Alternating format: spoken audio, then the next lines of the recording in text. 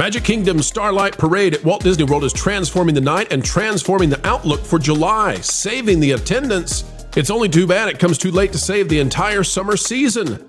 Today, we'll tell you the reasons folks are flooding the turnstiles and why that won't last much longer.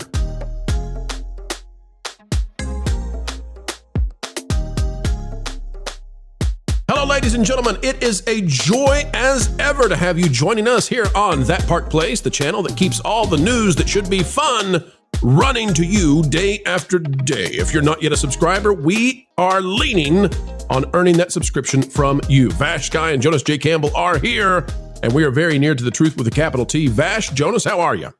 Doing fantastic. Doing Starlight spectacularly. I tried and failed, but hey, it's good to see you, bro. Folks, we're going to burst on the scene like a nova with the facts you need. Let's get started. Vash, pull up our chart, please. Or as they say in Central Florida, por favor. Ladies and gentlemen, we had been discussing before that July was headed for a historically low attendance rate at the Magic Kingdom. But guess what? Things have turned around, and it appears to be because of the Starlight Parade. Now, it has come out, and it has been a gloriously well-received thing. I have given it an exceedingly rare 10 out of 10 because we call balls and strikes here, and it is marvelous. Vash, I think you gave it like a 9 out of 10. You're not fully convinced on some of the performers, and there's some changes you'd like, but I think those things are on the way. So that's why I'm willing to go ahead and give it a 10 out of 10. Now, what you'll see, folks, is that each one of these bars represents the wait times for every single ride across Disney, averaged out across an entire month. July is the final bar on the right side, and that was trending very far downward. It has stopped. In fact, it started increasing, and one of the reasons that has happened is we're hearing that annual pass holders are flooding Magic Kingdom, and in fact, annual pass holders may reach full-blown capacity for AP for the first week of the Starlight Parade, and we're watching that very closely. The problem is that we do not yet see vacationers changing their plans, adding vacations, from all across the country. The folks in upstate New York are not deciding, hey, honey, we got to get down to the Magic Kingdom in September. You're not seeing that out of Idaho. You're not seeing that out of Nebraska. All across the U.S. and England, people are going to stay with what they had in terms of their reservations, and they'll come when they come.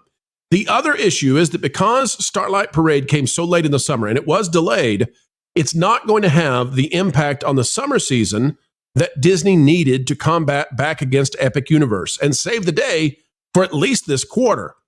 The Starlight Parade will be greatly diminished by the fact that as we go into the holidays with Halloween and Christmas, other parades are going to be there.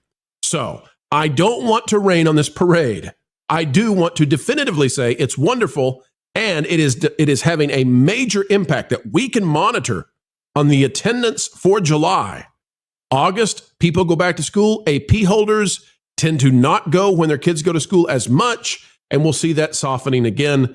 It's very sad for Disney, very unfortunate that this wonderful parade only really has about a week and a half of major impact before things go the other way. Panel, your thoughts on this one and the fact that we can already see the attendance changed, but boy, oh boy, does it look to be temporary. Vash?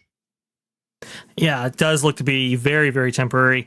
We talked about this when we were doing actually our review of Starlight.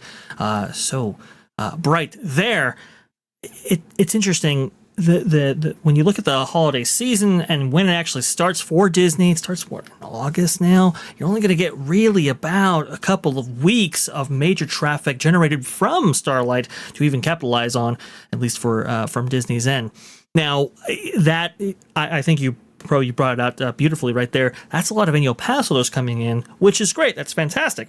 But remember, when you talk about per day and per cap with an annual pass holder, they're not necessarily spending nearly as much per day to actually be in Walt Disney World. That's first off. But two, with resort hotels and dining options and so forth, annual pass holders just don't engage in those things to the degree that a domestic tourist or even an international tourist does.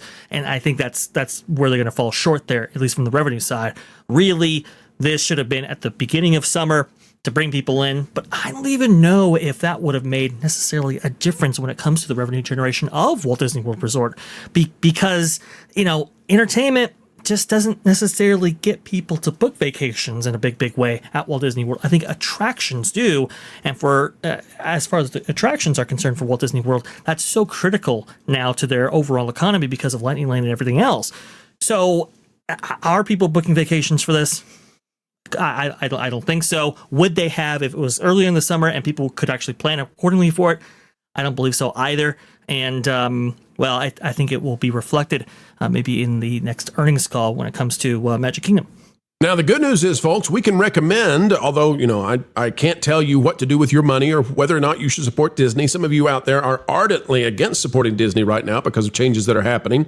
But if you are so inclined to take your family down for a good time at Disney, I can tell you that the best time to go to see the Starlight Parade is almost certainly, almost 1,000%, the latter half of August and into September.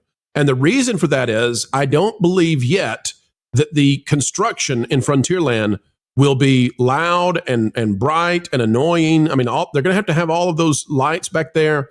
And I think you'll still be able to enjoy it to some degree in that area. I also think that because the AP holders' kids are going to go back to school, it's going to be sparse in late August and through the mid times of September. And by the way, avoid holidays, if there are any like that, or marathons or runs or any special events. But I think that's the time to go. Jonas, had this come out at the beginning of June, though, this would have been a completely different summer. What would it have looked like? Oh, absolutely. Well, we already know that July was incredibly sparse for this company right now. And we're currently looking at the Peter Pan and Wendy float that in the concept art made it look like they were flying. And now it's just kind of the idea that they're flying. This is the kind of thing that should be going all summer long. Of course, they've needed this. This is one of those instances where they're finally doing something right. And we're all wondering, why didn't you do this sooner? By the way, as we watch the Asha float go by, this is one of the reasons. Vash, can you go back just a second to that?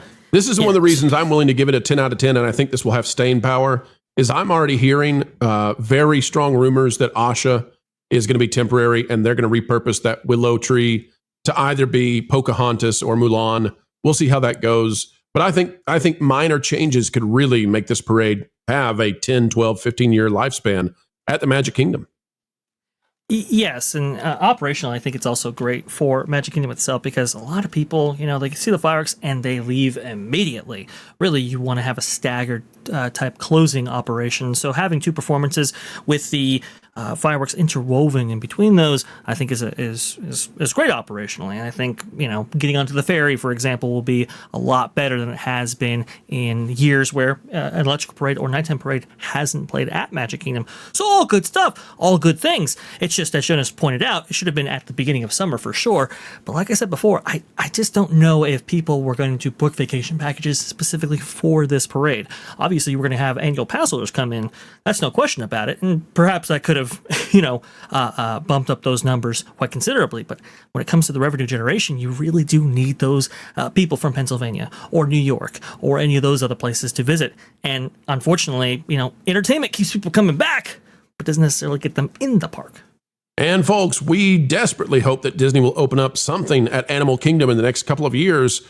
The sooner the better. There's nothing to do. Nobody's there late at night. It's a beautiful park at night. They don't even keep it open at night because there's nothing. So bring back some kind of boats on the river that you have there. Not the same show. It was utterly, terribly boring, but Animal Kingdom needs something definitely.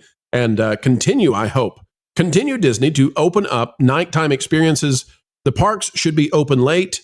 It's about 110 degrees on the heat index in the month of July and August. Yes. That's impossible. And I know that these parks now are controlled by folks who only think about California.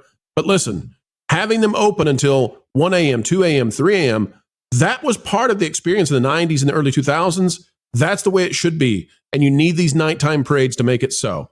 All right, folks, before we go, I just want to ask, Vash, what do you think is going to happen down the road with this parade? Is this going to be one that wins over folks and is up there with the Main Street Electrical Parade in terms of nostalgia and memories?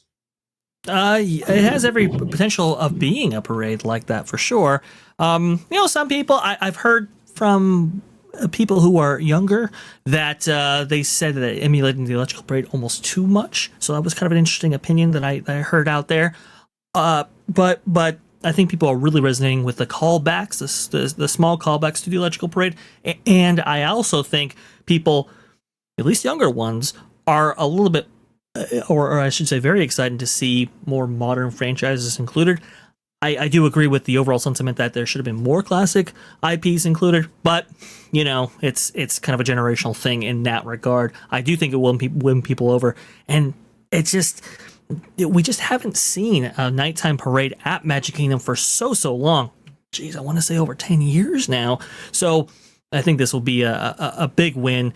They really needed one. They really needed something like Spectrum Magic, like Electrical Parade, to really fulfill the entertainment, the nighttime entertainment package for this park right here. And I think it fits the bill quite nicely.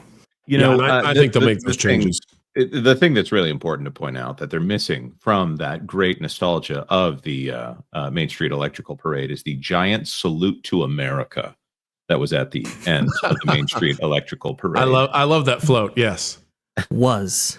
That's exactly. Right.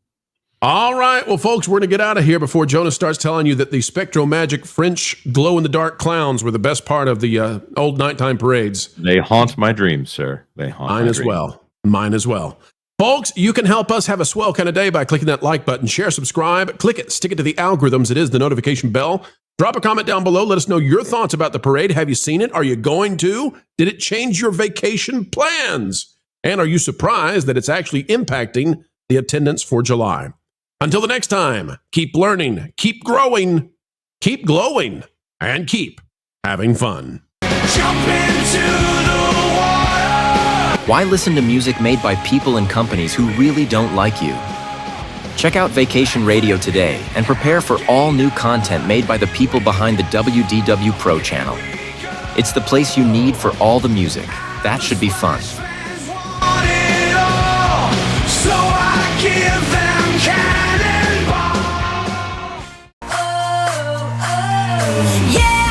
Hundreds of songs, every genre you can imagine. Listen live on YouTube and enjoy a set list that's always sunny. It's Vacation Radio.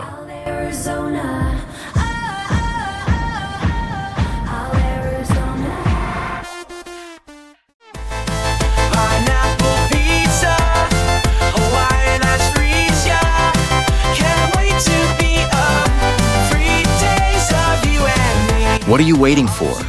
Every WDW Pro video has a link to Vacation Radio in the video description.